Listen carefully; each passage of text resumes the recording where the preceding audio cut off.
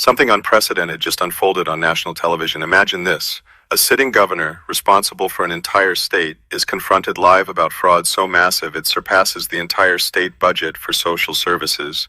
Instead of taking ownership, instead of providing clarity, he stumbles. His responses falter, his tone shifts unpredictably, and suddenly a routine interview spirals into a political spectacle no one anticipated. Almost unbelievably, he begins deflecting blame, pointing fingers at the media, critics, and even the journalists asking the questions. At one moment, he goes further, implying that raising concerns about fraud equates to demonizing entire communities, sidestepping the core issue of accountability entirely. Today, we're breaking down exactly why Governor Tim Walz is facing the most intense political scrutiny of his career, why MSNBC, of all networks, pressed him relentlessly, and why this scandal has captured national attention. From whistleblowing state employees to federal investigators and even political insiders, the implications are widespread. By the end of this video, you'll see why his reactions appear chaotic, why this matters to everyday Americans, and how it ties into a broader discussion about leadership, responsibility, and integrity. Let's unpack this story carefully, step by step, and trust me, it only gets stranger the more we dig. The story begins with what should have been a straightforward media interview. Governor Tim Walz appeared on a nationally broadcast program to discuss the startling revelations of fraud within Minnesota's social services system during the COVID-19 pandemic. This wasn't a minor hiccup or a paperwork error. It was a financial catastrophe, with estimates of stolen taxpayer dollars ranging from hundreds of millions to over $1 billion. To give context, that's more than the entire state spends annually running its prison system. For residents watching, especially those who've contributed to these public funds over decades, the situation felt personal. Taxpayer money meant for essential services, healthcare, education, housing, and support for vulnerable populations was disappearing into the wrong hands. Citizens naturally asked, how did this happen? Who is responsible? And most critically, will the leadership hold itself accountable? Why? When directly asked whether he accepted responsibility, Walz's initial reaction was revealing. He claimed, I take responsibility for putting people in jail. Governors don't get to just talk theoretically. We have to solve problems. At first glance, it might sound confident, but a closer examination shows it's a post facto defense. Taking responsibility for prosecuting wrongdoers after the fact is fundamentally different from preventing the fraud in the first place. It's akin to a lifeguard saying, I take responsibility for calling emergency services after someone drowned. The core question, why the system failed initially, remained unanswered. The governor then attempted a justification rooted in Minnesota's prosperity. Minnesota is a generous, well-run, AAA bond-rated state. Naturally, that attracts criminals, he said. While seemingly a compliment to his state, it effectively framed the crime as a byproduct of success. But strong leadership isn't about explaining why crime happens. It's about creating systems to prevent it. Imagine leaving your front door open in a safe neighborhood and blaming burglars for being drawn to your home. The logic fails. Success cannot excuse preventable failures. Citizens watching immediately sense the deflection. True leadership lies in acknowledging mistakes, not only taking credit when things go right. The interview took an even more uncomfortable turn when Walz shifted focus to the Somali community in Minnesota. He highlighted professionals, educators, artists, and entrepreneurs contributing positively to the state, and cautioned against demonizing an entire community for the actions of a few. While no one reasonably advocates for blaming an entire population, the question wasn't about prejudice, it was about accountability. Deflecting the issue to race or ethnicity diverted attention from the core question, who is responsible for the unchecked fraud? Reports from prosecutors indicate that certain members of the East African diaspora were implicated in organized schemes. Acknowledging these facts doesn't constitute bias. It's a matter of documented evidence. Pretending otherwise doesn't protect victims, taxpayers, or law-abiding community members. It only serves to muddy the waters and shield leaders from accountability. The situation's severity became even clearer when whistleblowers stepped forward. Current Minnesota Department of Human Services staffers revealed that they had reported early signs of fraud, seeking collaboration to halt the schemes. Instead of support, they encountered retaliation, threats, monitoring, and attempts to discredit their claims. Their message was simple yet damning. We tried to alert leadership, but the response was obstruction rather than action. This paints a stark picture of systemic failure. Those tasked with protecting public resources were silenced rather than empowered. To grasp the implications, consider this scenario. An employee notices cash disappearing from a register. reports it to management, and instead of an investigation, faces hostility and threats. The trust between citizen, employee, and state collapses. In Minnesota, the stakes were far higher. Public programs were being drained, resources meant for children, families, and vulnerable adults were misappropriated, and the very system designed to safeguard them was failing from within.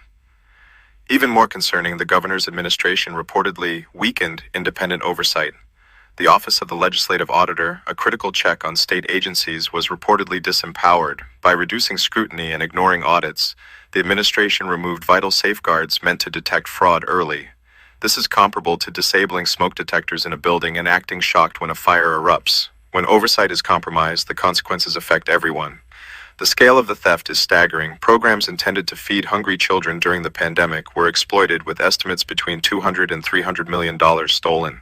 Autism-related services faced fraud in the $300 and $400 million range.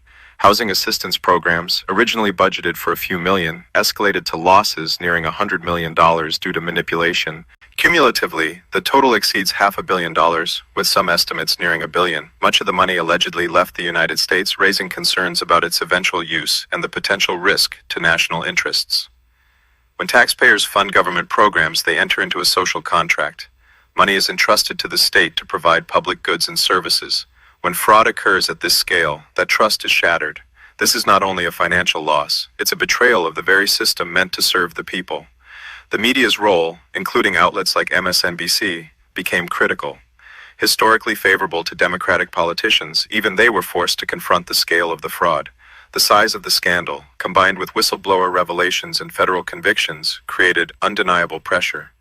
Even sympathetic journalists had to pursue the facts, demonstrating that accountability cannot be deferred indefinitely. As the story continued to unfold, the focus remained squarely on accountability, or the lack thereof. When confronted directly about the fraud, Governor Walz's responses consistently veered toward deflection. Instead of a clear acknowledgement of the systemic failures, the public received talking points, political framing, and rhetorical pivots. This pattern is critical to understand because it reveals a recurring challenge in governance. Leaders often respond to crises not by solving the problem, but by managing perception. In Walz's case, the deflections weren't subtle. They were strategic diversions aimed at avoiding responsibility.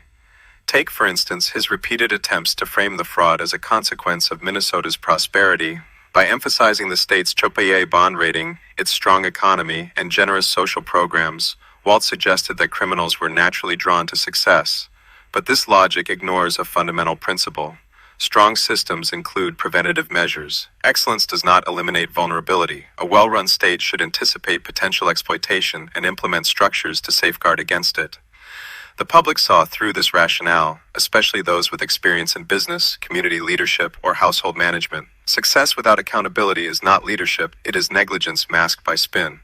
The role of the Somali and broader East African community in Minnesota also emerged as a focal point. Walz's emphasis on positive contributions, while valid in general, sidestepped the legal realities of the fraud investigations. According to court documents, a number of individuals implicated in the schemes were members of this community. Recognizing these facts is not a matter of bias. It is a matter of reporting evidence-based findings. Ignoring them, or worse, framing scrutiny as discriminatory, obscures the real issue, the state's failure to prevent fraud. Deflecting attention onto cultural or ethnic considerations, no matter how well-intentioned, only deepens the perception that leadership prioritizes optics over outcomes. Whistleblowers became central to the unfolding narrative. Their courage illuminated the dysfunction within the Department of Human Services. These employees reported early indicators of fraud, seeking to engage leadership in corrective action. Instead, they encountered resistance, surveillance, and intimidation. Their testimony paints a disturbing portrait of institutional culture. Instead of rewarding transparency, the administration allegedly punished those raising legitimate concerns. This dynamic undermines the very foundation of public service. A functioning government depends on individuals being able to raise problems without fear. When that trust is broken, the system itself becomes complicit in failure. Consider the human impact of this systemic breakdown. Programs intended to feed children, support families with disabilities, and assist individuals with housing needs were left underfunded or mismanaged. Funds that should have reached vulnerable populations were redirected into fraudulent channels. Every dollar lost represented tangible harm. children going hungry, families struggling to access critical services, and communities experiencing erosion of trust in public institutions. Beyond the immediate financial loss, there is a ripple effect on public confidence, civic engagement, and willingness to participate in social programs. Once that trust erodes, it is exceptionally difficult to restore. The weakening of independent oversight further compounded the problem. The Legislative Auditor's Office, designed to provide impartial evaluation of state agencies, was reportedly marginalized. Audit findings, when presented, were dismissed or minimized, and agencies were allowed to continue operations with minimal scrutiny. This is not a trivial concern. It strikes at the core of governance.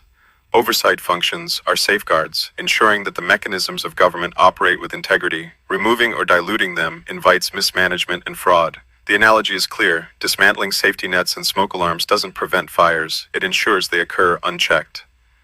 The scale of fraud in Minnesota's social services programs was unprecedented. Food assistance programs intended to support children were exploited to the tune of $300 million. Autism-related services saw losses of $300 to $400 million. Housing programs, initially budgeted modestly, ballooned in misappropriation to nearly $100 million.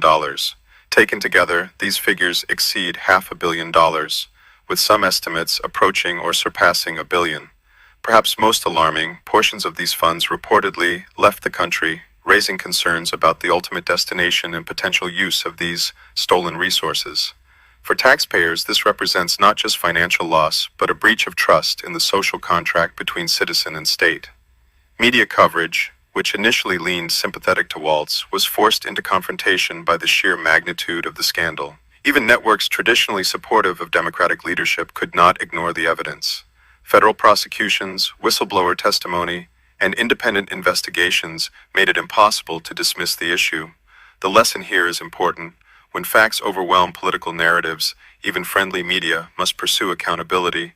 Citizens watching the coverage witnessed that oversight is a shared responsibility, extending beyond partisan lines. Facts, evidence, and whistleblower courage become the ultimate arbitrators. Walz's subsequent television appearances continued to reveal a pattern: deflection, partial acknowledgement, and political framing. He highlighted positive contributions from communities, emphasized economic success, and occasionally shifted topics to national politics. One notable pivot was toward former President Trump's health, an issue tangential to Minnesota fraud. While raising concerns about leadership fitness can be legitimate in some contexts, the timing and framing suggested an attempt to divert attention from state-level accountability. Citizens observing this sequence saw a governor attempting to shift focus rather than confront systemic failure. These moves also provoked a national response. Trump's public rebuttals drew attention to the core issue, the mismanagement of Minnesota's programs, and the consequences for American taxpayers. In interviews, he emphasized that funds intended for domestic programs were misused, with some money allegedly routed overseas. Whether one agrees with his rhetoric is secondary. The point resonates broadly. Public resources must be safeguarded, and leaders must answer for mismanagement. This national dimension reinforced local scrutiny and amplified the stakes. The whistleblowers' voices, amplified by social media, played a pivotal role. Posts detailing retaliation and inaction garnered millions of views, drawing widespread attention to systemic failures. These weren't fringe opinions. They represented individuals with direct knowledge, risking careers to ensure public awareness. Their courage underscored a critical principle. Accountability often requires outsiders, even within government, to shine a light on mismanagement. Without such exposure, problems fester unnoticed. As public attention intensified, the spotlight on leadership failures became impossible to ignore. Citizens across Minnesota began to demand answers, not just about the fraud itself, but about the mechanisms that allowed it to occur. The focus sharpened on the governor's accountability, the responsiveness of state agencies, and the culture within the Department of Human Services. For many, this was no longer an abstract political debate. This was about their taxes, their communities, and the fundamental trust they placed in public institutions.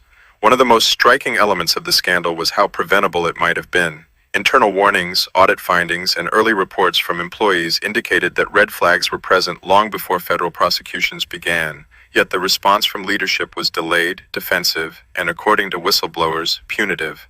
This pattern reflects a critical lesson. Early intervention is always more effective than damage control. Once systems are exploited on this scale, the costs, financial, social, and political, multiply exponentially.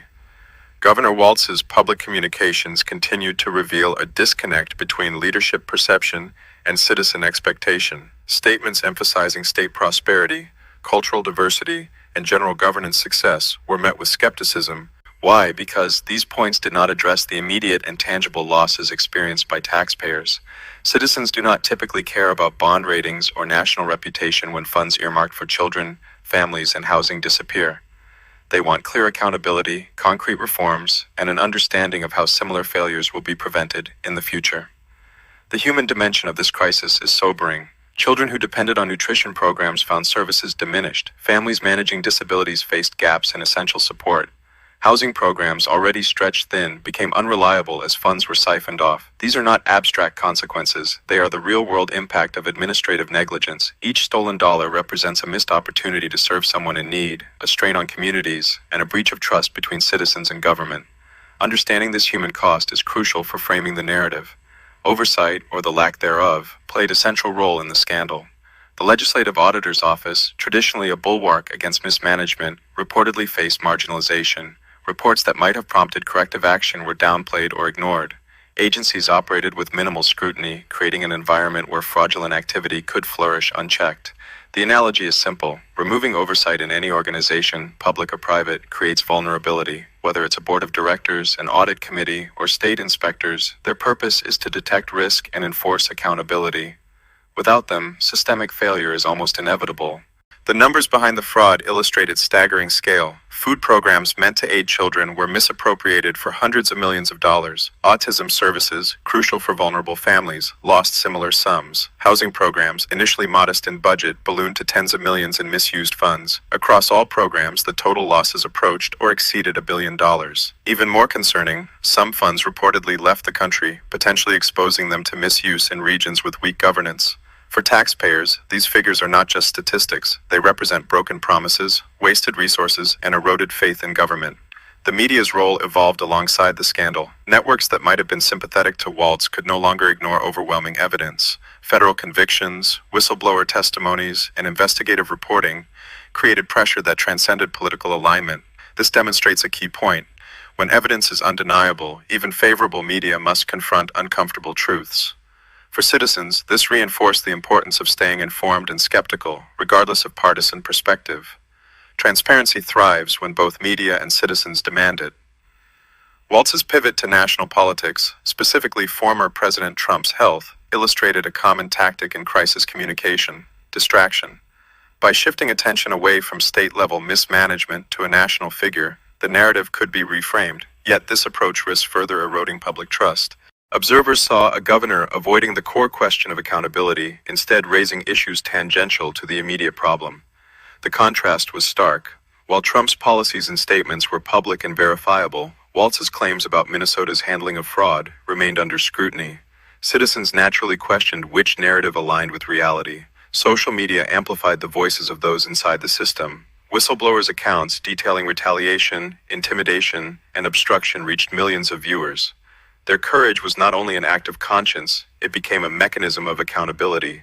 Without these public disclosures, the full extent of mismanagement might have remained obscured, allowing systemic failures to persist unaddressed.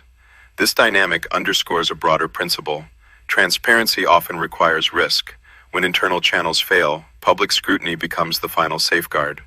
The cultural and political dimensions of the scandal also provoke national debate. Walz's emphasis on community contributions and diversity, while important in broader context, failed to address structural vulnerabilities in state programs. Citizens and observers recognized a critical distinction. Celebrating cultural contributions does not absolve leadership from responsibility for governance failures. When public funds are mismanaged, the question is always about prevention, oversight, and corrective action, not cultural or political framing. Ultimately, the scandal is a cautionary tale about the responsibilities inherent in leadership.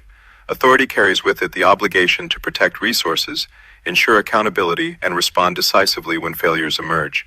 Walz's handling, as reported, highlighted the consequences of prioritizing image, rhetoric, or deflection over action. Citizens learned that leadership is not just about managing success. It is defined by how crises are confronted, problems addressed, and failures rectified. As the scandal unfolded, the ripple effects on Minnesota's political and social landscape became increasingly evident. Public trust, once a foundational pillar of governance, was eroding rapidly. Citizens were no longer merely observers. They were witnesses to a failure that affected their daily lives, their communities, and their confidence in government institutions. When programs meant to feed children, support families with disabilities, and provide housing were compromised, the consequences were immediate and tangible. People began asking hard questions. How could this happen? Who was responsible? And what measures would be implemented to prevent future exploitation? One of the most troubling aspects of the scandal was the pattern of deflection by leadership. Statements that highlighted the state's prosperity or cultural diversity, while not irrelevant, often avoided the core issue, systemic failure. Citizens were not asking for generalities. They wanted accountability. They needed reassurance that the mechanisms meant to prevent fraud were effective, that oversight bodies were empowered, and that those responsible for mismanagement were held to account. By shifting focus, leadership risked appearing evasive, undermining confidence in both the immediate response and long-term governance. The whistleblowers played a pivotal role in exposing these failures. Employees within the Department of Human Services risked their careers and reputations to bring attention to wrongdoing. Their accounts describe retaliation, intimidation, and efforts to discredit their findings, revealing a culture resistant to accountability. These stories resonated with the public because they provided a rare, insider perspective on the systemic issues that allowed fraud to persist. The courage of these individuals underscored a key principle. Ethical responsibility often requires personal sacrifice, and when official channels fail, transparency may demand direct public disclosure. The financial scale of the fraud is staggering. Programs designed to assist vulnerable populations were drained of hundreds of millions of dollars. Nutrition programs intended to feed children suffered losses in the range of $200 to $300 million. Autism support programs faced similar exploitation, with estimates of $300 to $400 million misappropriated. Housing initiatives, initially funded modestly, escalated to nearly $100 million in misused funds. For taxpayers, these are not abstract numbers. They are a betrayal of trust. Every dollar stolen represents resources that could have tangibly improved lives but were instead diverted through negligence or malfeasance. Federal prosecutions highlighted the severity of the issue. Dozens of individuals connected to these schemes faced legal consequences, including long-term imprisonment. These cases reinforce the principle that theft from public programs carries real-world penalties, yet they also revealed how long it took for corrective action to occur. The delay in response points to a fundamental weakness. Systems designed to protect public resources were not fully leveraged, oversight was insufficient, and early warnings went unheeded. In other words, the problem was preventable, but bureaucratic inertia and political calculations allowed it to persist. The media's coverage, both local and national, further illuminated the gaps in leadership accountability. Networks historically sympathetic to the governor were compelled to report on the indisputable facts, whistleblower reports, convictions, and audit failures. This shift demonstrates a vital point. Evidence and public scrutiny can transcend political alignment. Citizens watching these developments recognize that accountability is not partisan, it is foundational. Transparency, integrity, and responsiveness remain core expectations of any administration, regardless of political ideology. Walz's attempts to contextualize the fraud in terms of Minnesota's economic and cultural strengths drew significant criticism. While these points may have been intended to highlight positive aspects of the state, they did not address the immediate concern: why billions of dollars intended for public services were exploited. Citizens understood that success in one area does not excuse failure in another. This distinction is critical for effective governance. Leadership is defined not solely by achievements, but by the capacity to prevent and respond to failures. When funds intended to serve the most vulnerable are lost, leadership is measured by corrective action, not rhetorical framing. The discussion around Trump's health, introduced during the controversy, exemplified a diversion from accountability. By shifting focus to a national political figure, Walz attempted to redirect attention from state-level mismanagement. However, this tactic drew widespread attention precisely because it was irrelevant to the primary issue. The public perceived it as avoidance, a classic tactic of deflection. Leadership failures, particularly when taxpayer dollars are at stake, cannot be mitigated by pointing to unrelated issues. Citizens demand direct responses, concrete reforms, and transparent communication. Social media amplified the gravity of the scandal. Posts from whistleblowers detailing intimidation and retaliation reached millions. These accounts highlighted not only the extent of the fraud but also the systemic resistance to addressing it. Public engagement became a critical tool in enforcing accountability. Without widespread attention, the internal warnings may have remained unaddressed. The digital amplification of these voices underscored a broader principle. In modern governance, citizen engagement and transparency are intertwined.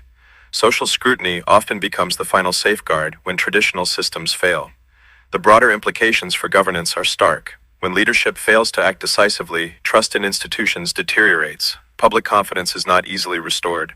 Broken systems encourage cynicism, reduce civic participation, and make it harder for future initiatives to succeed. Effective oversight, empowered auditors, and responsive leadership are not optional. They are essential for functional governance. Minnesota's experience serves as a cautionary tale. Even well-intentioned programs can fail catastrophically without robust checks, transparency, and accountability mechanisms. For citizens, the lesson is clear. Vigilance, engagement, and informed scrutiny are vital. Democracy is not passive. It relies on active participation, especially when public funds and services are at stake. Whistleblowers, auditors, and investigative journalists are critical components of this ecosystem, but so too are everyday citizens asking questions, demanding explanations, and holding leaders accountable. The scandal demonstrates that failure to engage is not neutral. It allows systemic vulnerabilities to persist and exacerbates harm to communities. Leadership, at its core, is defined by responsibility, especially during crises. Authority carries not only the power to act, but the duty to ensure that public resources are protected. When failures occur, swift acknowledgement, corrective measures, and reforms are essential. Avoiding accountability, deflecting blame, or introducing unrelated topics undermines confidence and damages institutional credibility. Minnesota's experience underscores that leadership is measured not by rhetoric, but by tangible action and ethical stewardship. As the scandal continued to unfold, attention shifted toward the long-term consequences for Minnesota's government and its citizens. The immediate impact of the fraud was already severe. Hundreds of millions of dollars, intended to feed children, support families with disabilities, and provide housing, had been misappropriated. But beyond the immediate financial losses, the erosion of trust in public institutions posed a deeper, more insidious threat. When people lose confidence in the systems designed to protect them, the ramifications extend far beyond a single scandal.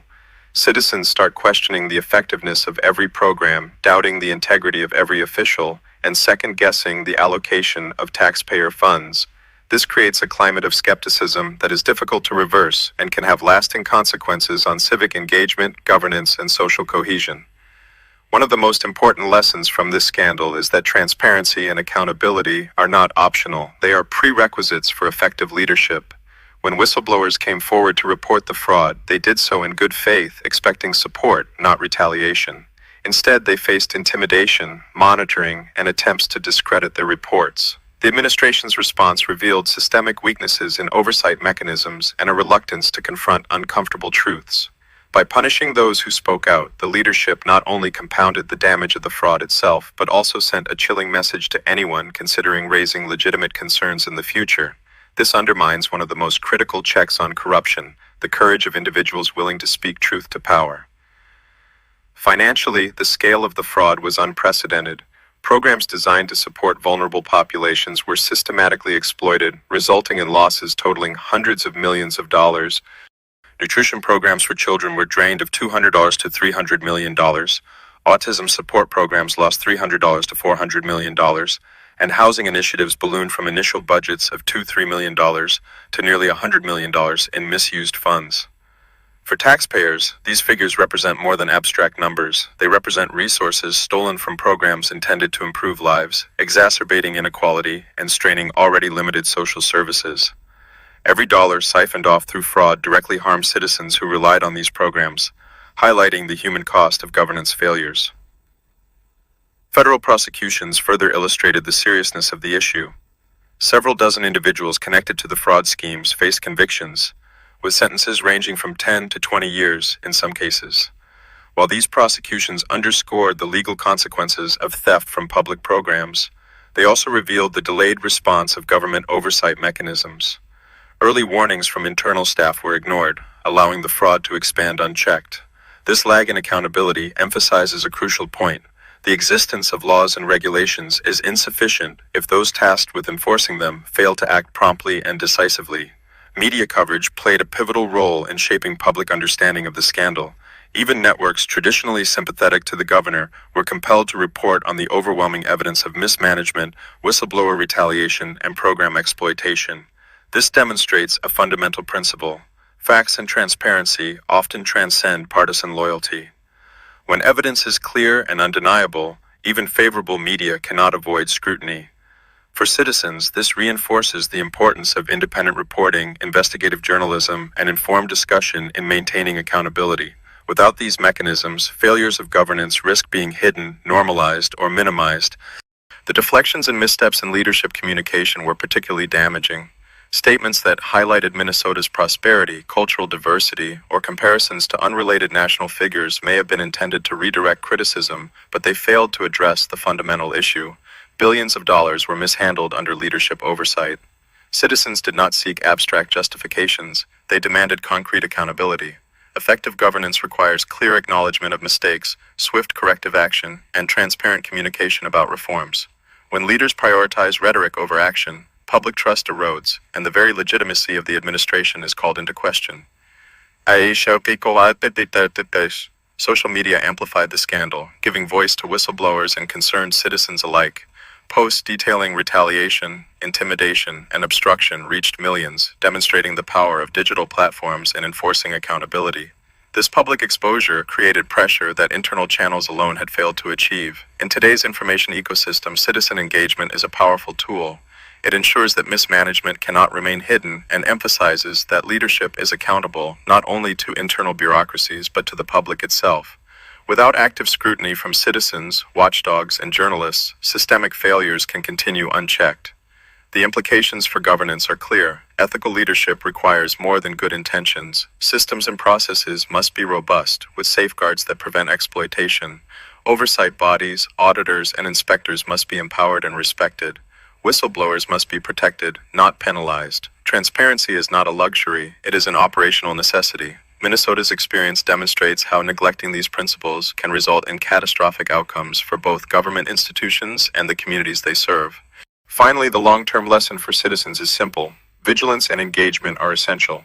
Democracy relies on active participation, and the consequences of apathy are severe. Programs and policies may fail if no one monitors them, leadership may evade accountability if no one demands it, and public trust may collapse if citizens remain silent. Whistleblowers, auditors, journalists, and concerned citizens all play a critical role in ensuring that governance serves its intended purpose. Minnesota's scandal is a stark reminder that oversight and accountability are not passive responsibilities. They are active, ongoing obligations that require courage, attention, and persistence. Ultimately, leadership is defined not by the avoidance of criticism, but by the willingness to accept responsibility, correct mistakes, and protect public resources. The Minnesota fraud scandal exposed profound weaknesses in governance, accountability, and oversight, demonstrating that even well-intentioned programs can be catastrophically mismanaged without robust checks and transparent processes. Citizens, journalists, and whistleblowers collectively play a crucial role in exposing wrongdoing, demanding reform, and holding leaders accountable. For the residents of Minnesota and for Americans across the country, the lesson is clear. Government exists to serve the people, and the public has both the right and the responsibility to ensure it does so with integrity, transparency, and accountability. This isn't just a story about one state or one governor. It's about the critical importance of transparency, the bravery of whistleblowers, and the essential duty of holding leaders accountable when they fail to safeguard public trust. It's a reminder that government exists to serve the people, not the other way around. And it's a call to action. When we stay informed, ask the hard questions, and refuse to accept excuses, we gain the power to demand better from those in power. Thank you for watching. If you found this breakdown insightful, share it with your friends and family, especially anyone invested in honest governance and responsible management of taxpayer money. Drop a comment below with your perspective. Did Governor Walz handle this crisis appropriately? What steps should be taken to prevent such large-scale fraud in the future? Most importantly, what lessons does this reveal about the leadership and accountability we should expect from all our elected officials? Stay alert, stay engaged, and remember, accountability begins with us.